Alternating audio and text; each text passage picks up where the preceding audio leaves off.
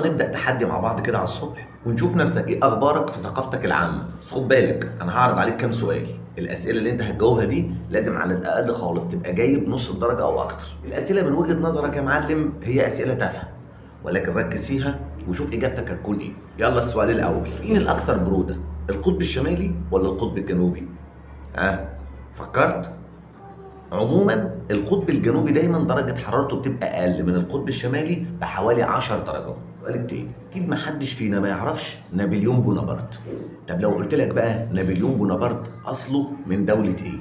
بلاش زكاوة، نابليون بونابرت أصله مش فرنسي، نابليون بونابرت أصله إيطالي. سؤال رقم 3، طبعا أكيد محدش فينا يعرف الجدع الأزعة أبو شنب صغير اللي كانوا بيقولوا له هاي هتلر.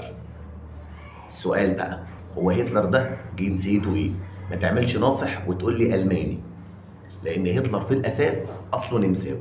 طب السؤال الرابع بقى والاخير علشان خاطر انا زهقتك شويه. طبعا انت عارف ميسي كويس قوي، محدش فينا ما يعرفش اسطوره كره القدم ليونيل ميسي. انا مش هقول لك ميسي اصله ايه، هو معروف ان ميسي اصله ارجنتيني، ولكن انا هسالك بما انك بتحب ميسي قوي كده ومتابعه، تقدر تقول لي عاصمه الارجنتين تبقى ايه؟ اراهنك ان انت لو بحثت على جوجل ممكن ما تعرفش تقرا الاسم كويس. عاصمه الارجنتين هي مدينه بوينس ايرس. وانت بقى ناصح وجريء، قول لي بقى قدرت تجاوب على كام سؤال من الاربعه، وشوف درجتك كام يا معلم. وعلى فكره اقل حاجه لازم تكون جايبها 3 من 4.